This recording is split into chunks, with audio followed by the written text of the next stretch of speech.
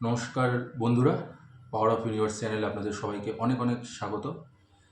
আজকে আমি এমন একজনের কাছে আপনাদের সাথে পরিচয় করাবো, যিনি আমাদের এই বারাসাত অঞ্চলের খুবই স্বনামধন্য একজন ব্যক্তি। তার নাম হচ্ছে অনুপ জ্যোতি শাস্ত্রী।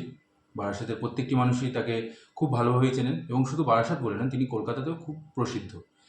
তার কারণ তিনি শুধুমাত্র একজন ব্যক্তিত্ব নন, তার অন্য আরও একটি পরিচয় আছে।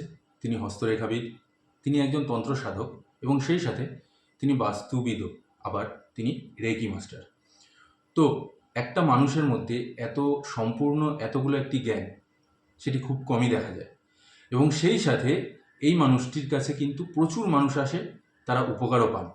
শুধুমাত্র বারাসাত বলে না, অনেক দূর দূর থেকে তার কাছে আসে, কলকাতাতেও অনেক লোকে আসে তার কাছে, এবং তারা সবাই খুবই উপকার পায়, তাদের পজিটিভ রিভিউও পাওয়া গেছে। আজকে আমরা তার সাথে একটি ইন্টারভিউর ব্যবস্থা করেছিলাম। সহসা ওনাকে পাওয়া যাচ্ছিল না, অনেক দিন ধরেই ওনাকে বলছিলাম, কিন্তু ওনার সময় হয়ে উঠছিল না। অনেক বলতে পারেন তপস্যা করার পরে ওনাকে আজকে আমরা পেয়েছি। ওনার সাথে একটা ইন্টারভিউয়ের ব্যবস্থা করেছি কথোপকথনের। তো আজকে তার কাছ থেকে আমরা শুনে নেব সমস্ত কিছু। এবং সবার আগে আজকে যেই বিষয়টা আমরা শুনব সেটা হলো বান মারা বিষয়। যেহেতু উনি একজন তন্ত্র সাধকও, তো সেক্ষেত্রে উনি খুব সুন্দরভাবে বলতে পারবেন যে বিষয়টা কী, কীভাবে সেখান থেকে মুক্তি পাওয়া যায়, বা বান মারলে পরে কী হয়, কেনই বা করে, এই সমস্ত কিছু নিয়ে আলোচনা করব। এবং তন্ত্র সাধনা সেই বিষয়টাই বা কী, সেই সব বিষয় নিয়ে আজকে ওনার সাথে আলোচনা করব। তাহলে চলুন আজকে শুরু করছি ওনার সাথে। নমস্কার অনুবাবু। নমস্কার। নমস্কার। আশা করছি আপনি ভালো আছেন এই গরমে। অবশ্যই। আচ্ছা, আজকে আমার কাছে অনেকেই প্রশ্ন করছিল যে অনেকে পার্সোনালি আমাকে প্রশ্ন করেছিল যে যদি এরকম কোনো বিষয় যে তাদের বাড়িতে অনেকে বান মেরেছে এবং সেই সাথে তাদের বাড়ির পরিস্থিতি খুবই খারাপ হয়ে রয়েছে, তারা ঠিকভাবে কোনো আয় উন্নতি সব দিক থেকে পুরো দুর্বল হয়ে পড়েছে। তো এই বিষয়টা, এই জিনিসটা কেন হয় এবং সেই সাথে যে এই তন্ত্র সাধনা জিনিসটা কি, এগুলো যদি একটু আপনি যদি আমাদের দর্শককে একটু বলে দেন তাহলে অনেক উপকার হয়। হ্যাঁ, দেখুন, তন্ত্র একটা বৃহৎ আকার, মানে একটা বড় মাপের ব্যাপার। তন্ত্র সাধনা বা তন্ত্রশাস্ত্র আমাদের প্রত্যেকের বাড়িতেই কিছু না কিছু চর্চা হয়ে থাকে। যেমন ধরুন, পুজো পার্বণ তো প্রত্যেকেই করেন বাড়িতে, তো এটাও একটা তন্ত্র সাধনারই অংশ। এবং আজকালকার দিনে দেখবেন অনেকে যন্ত্র কিনে বাড়িতে রেখে দিচ্ছে, যন্ত্র, শ্রীযন্ত্র বা লক্ষ্মী যন্ত্র। এইগুলো কি হয়, ধনসম্পদ বৃদ্ধি হয় বা বিভিন্ন কাজের জন্য লাগে। ধন্বন্তরী যন্ত্র, যা রোগ ব্যাধিকে নিয়ন্ত্রণে রাখে, বাড়ির সকলকে সুস্থ সবল রাখে। কিন্তু এই যে একটু আগে বললেন যে বান প্রয়োগ, অর্থাৎ এটা তন্ত্র নয়, এটা হলো অবিদ্যা তন্ত্র, অর্থাৎ তন্ত্রের খারাপ দিক, নেগেটিভ নেগেটিভ দিকটা। দিক। অর্থাৎ তন্ত্র দিয়ে মানুষকে সুফল দেওয়া হয়, ভালো কিছু করা হয়।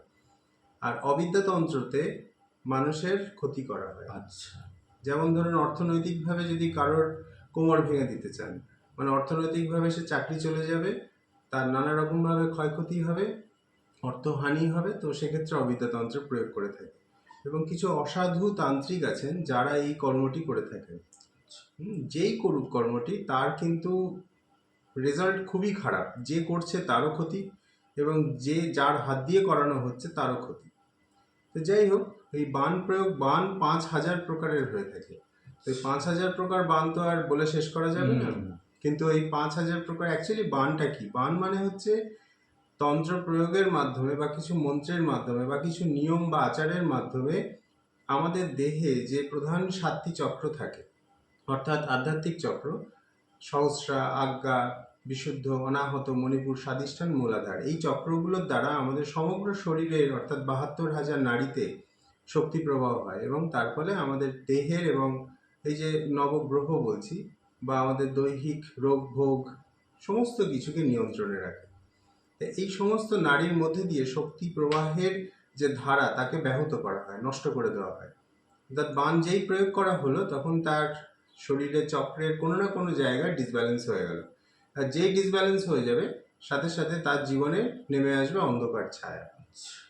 এবার এর অনেক পদ্ধতি আছে তন্ত্র প্রয়োগ, তন্ত্রের মাধ্যমে, বা কিছু দেখা যায় আদিবাসী তন্ত্র প্রয়োগের মাধ্যমে, বা কিছু স্থানীয়, অর্থাৎ বিভিন্ন অঞ্চলে প্রচলিত কিছু প্রথা আছে, তার মাধ্যমে বান প্রয়োগ করে থাকে।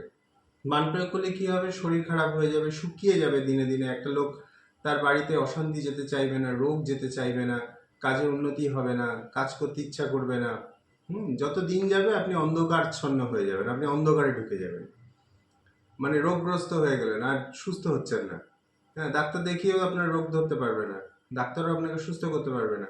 এরকম করতে করতে ধীরে ধীরে ধীরে ধীরে আপনি, যেমন একটা গাছের উপর বান প্রয়োগ করে, গাছ ধীরে ধীরে শুকিয়ে শুকিয়ে আস্তে আস্তে মরে যায়, ঠিক তেমনি মানুষও এরকমভাবে আস্তে আস্তে মৃত্যুর দিকে চলে যাবে। সব দিক থেকে তাকে ব্লক করে দেওয়া হয়। তো এইটা ভীষণই ভয়ঙ্কর একটা বিদ্যা, যার যার উপর এই জিনিস প্রয়োগ হচ্ছে তিনিও বুঝতে যদি পারেন তো ভালো, আর যদি বুঝতে না পারে তো কিছু করার নেই, ধীরে ধীরে তাকে ক্ষতির দিকে বা খারাপের দিকে চলে যেতে হয়। তো বুঝতে পারলে অবশ্যই তান্ত্রিকের সঙ্গে যোগাযোগ করে বা আমার এখানে এসে আমি এখানে কাটিয়ে দেওয়ার ব্যবস্থা করি। হ্যাঁ, খুব সহজেই কাটিয়ে দেওয়া যায়। এই তন্ত্রের কাটানোর বিভিন্ন পদ্ধতি থাকে, কেউ হোমযজ্ঞ করে কাটান, কেউ আরও অন্যান্য পদ্ধতিতে কাটান। তো এইটার মাধ্যমে ইমিডিয়েট কাটিয়ে নিলে সেই লোকটা আবার পুনরায় তার আগের জীবনে ফিরে যেতে পারে, আর না হলে কিন্তু তার জীবন ধীরে ধীরে অন্ধকারে প্রবেশ করবে। কোনোভাবে বাঁচার রাস্তা নেই, বান যদি না কাটানো হয় তাহলে তার বাঁচার কোনো রাস্তা নেই, সে ক্ষতিগ্রস্ত হবে। এমনও তো দেখেছি আমি যে জীবন্ত একটা মানুষ, তাকে বান প্রয়োগ করা হয়েছে, সে ধীরে ধীরে খাবার বন্ধ হয়ে গেল, ডাক্তার তার রোগ ধরতে পারছে না, ধীরে ধীরে শুকিয়ে গেল এবং আস্তে আস্তে এমন রোগগ্রস্ত হলো যে সে রোগা শুকনো কাঠ হয়ে সে মারা গেল। হ্যাঁ, মানে সাধারণত ডাক্তাররাও এই রোগগুলো ধরতে পারে না যে হ্যাঁ, কি ধরনের রোগ তাদের মধ্যে চলছে। আজকালকার দিনে দেখবেন ওই মন্দিরে টন্দিরে অনেকে যায়, হুম, সেখানেও টুকটাক বান প্রয়োগের কাজ হয়, কিছু হুম, কিছু হুম, জায়গায় হয়, সব হুম, জায়গায় নয়। হুম, কিছু তান্ত্রিক থাকেন, হুম, তার মধ্যে অন্যতম হচ্ছে জ্বালাবান, যেটা আচ্ছা, প্রয়োগ করলে দেখবেন যে প্রতিবেশীর সঙ্গে ঝগড়া হচ্ছে, হুম, হুম, জ্বালাবান প্রয়োগ করলো, আচ্ছা, সারা শরীর জ্বালা করবে, কোনো কারণ নেই। হ্যাঁ, সারা শরীর জ্বালা করতে থাকলো।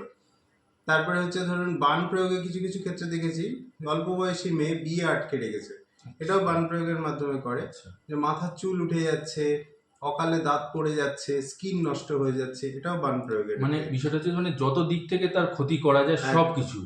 একদম ভীষণভাবে ক্ষতিগ্রস্ত করে এই বান, মারাত্মক জিনিস। তার মানে এর প্রতিকার করতে গেলে আমাকে হোমযজ্ঞ হোক বা ধরুন অন্য হ্যাঁ, যে ধরনের অনেক প্রথাগুলো আছে, ধরনের অনেক ধরনের, পদ্ধতি আছে।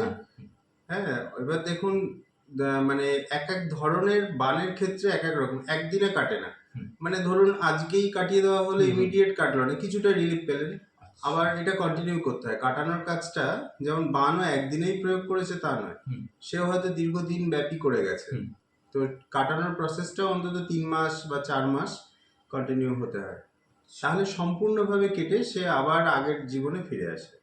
আচ্ছা, এক্ষেত্রে তার মানে এই যে যখন বানটা প্রয়োগ করা হচ্ছে তার মানে এক্ষেত্রে তো তার সাংসারিক অশান্তি, তারপরে ধরুন কাজকর্ম, সব দিক থেকে সে বাধাপ্রাপ্ত হচ্ছে সমস্ত কিছু। এবার ধরুন আমার উপরে কেউ প্রয়োগ করলো, এবারে আমি হয়তো বুঝতে পারছি না, আমি সেটা বুঝবো কি করে যে আমার আমার উপরে বানটা প্রয়োগ হয়েছে? কারণ এমনও হতে পারে, মানে সাধারণত যেরকম হয় যে আমার হয়তো দেখছি যে সংসারে অশান্তি সেটা তো টুকটাক লেগেই থাকে, বা আমার কোনো কাজ হচ্ছে না, সেটা হয়তো আজকে হচ্ছে না কালকে হয়ে যাবে, আমরা এরকমও একটা কিছু হুম, ভেবে থাকি। তো সেক্ষেত্রে একদমই। আমরা কি করে বুঝবো যে বানটা মারা হ্যাঁ, হয়েছে? বান প্রয়োগ হলে কয়েকটা সিমটম আছে, হুম, এটা প্রত্যেকেরই জানার প্রয়োজন। দেখুন, প্রথমত হচ্ছে আপনার যার উপর বান প্রয়োগ হবে তার বাড়িতে ঢুকলেই দেখবেন মন খারাপ লাগছে, বাইরে আচ্ছা, হয়তো ভালো লাগছে, যেই বাড়িতে ঢুকছেন নিজের বাড়িতে মন খারাপ লাগছে, কোনোভাবেই আপনি নিজেকে সন্তুষ্ট করতে পারছেন না, কেউ আপনাকে সন্তুষ্ট করতে পারবে না, সবসময় একটা ভারাক্রান্ত মনোভাব, নাম্বার ওয়ান।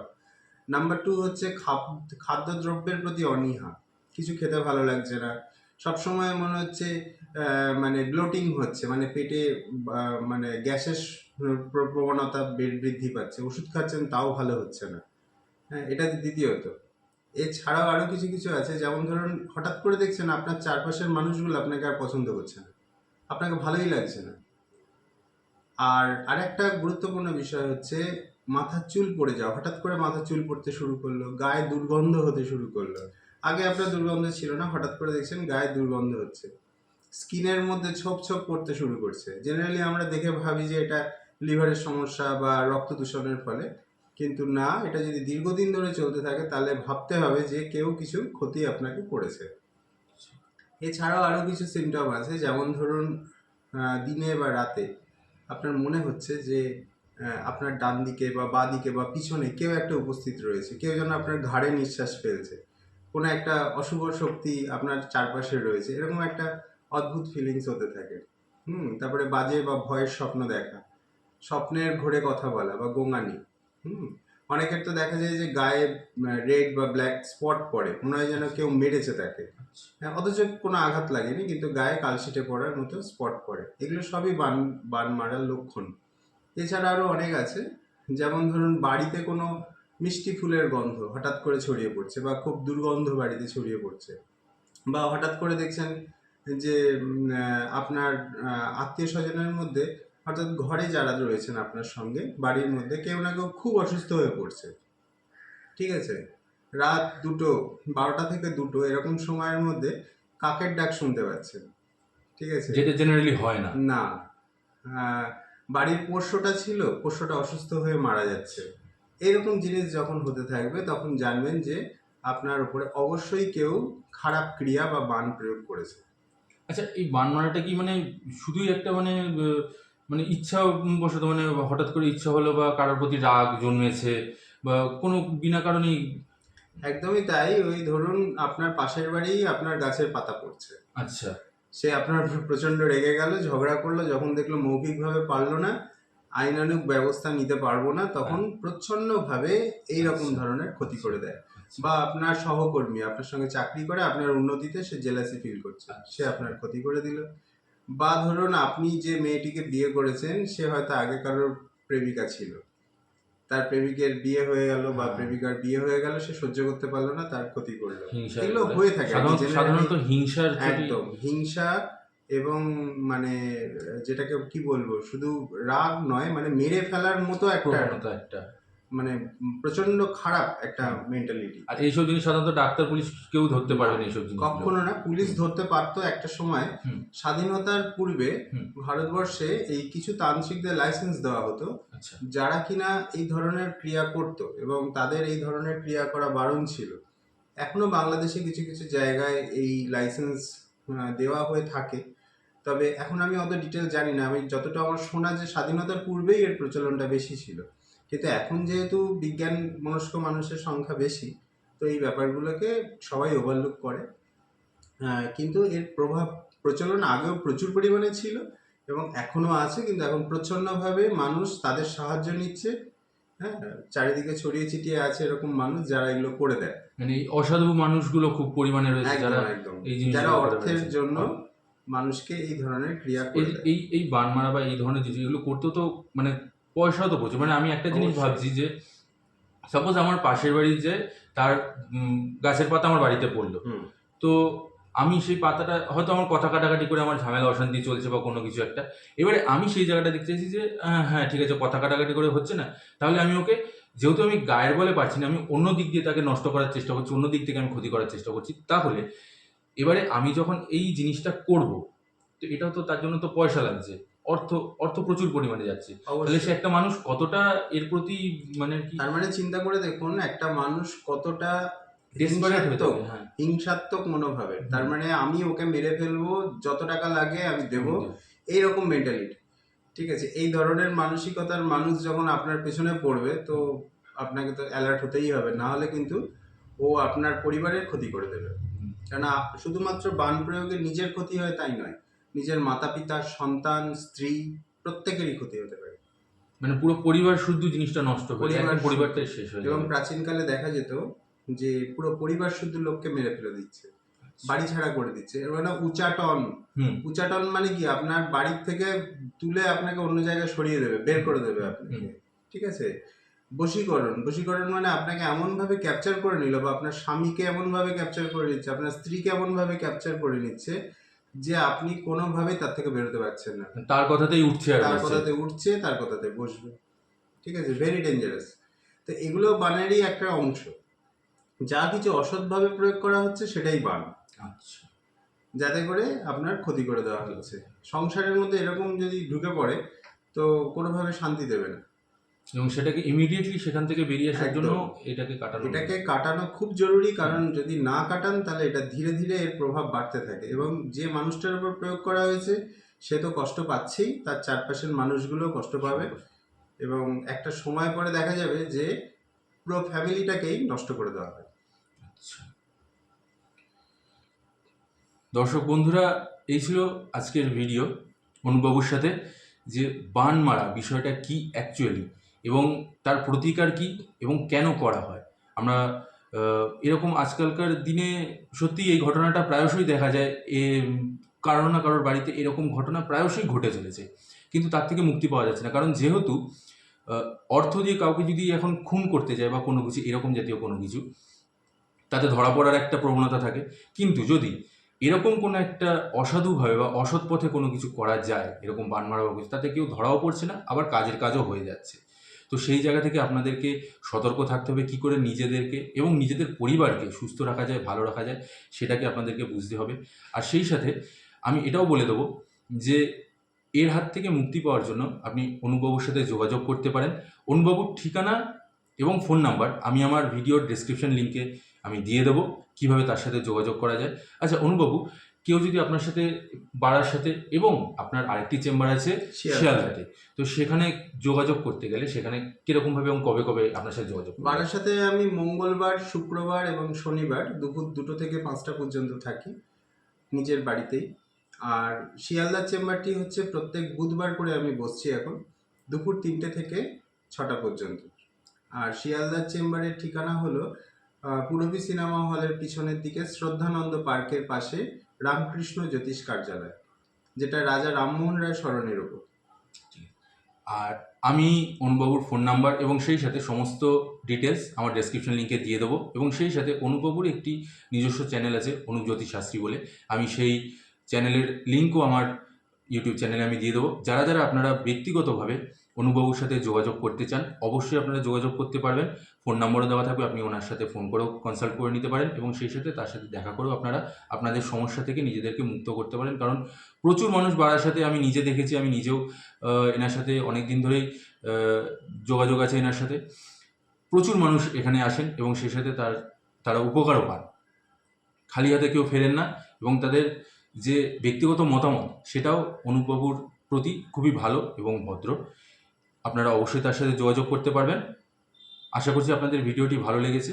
ভিডিওটি ভালো লাগলে অবশ্যই একটি লাইক আর কমেন্ট করে জানাবেন। আর আপনাদেরও মনের মধ্যে যদি কোনো রকম কোনো প্রশ্ন থেকে থাকে, বা আপনাদের সাথেও যদি এরকম কোনো ঘটনা ঘটে থাকে, আপনারা অবশ্যই চ্যানেলের মাধ্যমে কমেন্ট বক্সে কমেন্ট করে জানাতে পারবেন, অথবা আপনারা সোজাসুজি অনুবাবুর সাথেও ফোন করে যোগাযোগ করে আপনারা তার সাথে কনসাল্ট করে নিতে পারবেন। আজ এখানেই শেষ করছি। আগামী দিনে আবার আসবো অনুবাবুর সাথে। আরও কিছু অজানা তথ্য, এরকম আরও অনেক কিছু আছে যেগুলো জানা আমাদের অনেক প্রয়োজন আমাদের দৈনন্দিন জীবনে। এই জিনিসগুলো জানার প্রয়োজন, সেগুলো আমরা অবশ্যই আরও জানবো ওনার সাথে যোগাযোগ করে। অনেক কষ্ট করে আজকে ওনার সাথে সময় বের করেছিলাম। অশেষ ধন্যবাদ আপনাকে অনুবাবু। নমস্কার। নমস্কার। আপনি অনেক কষ্ট করে আমাকে সময়টা দিয়েছেন, তার জন্য অনেক কৃতজ্ঞ আপনার কাছে।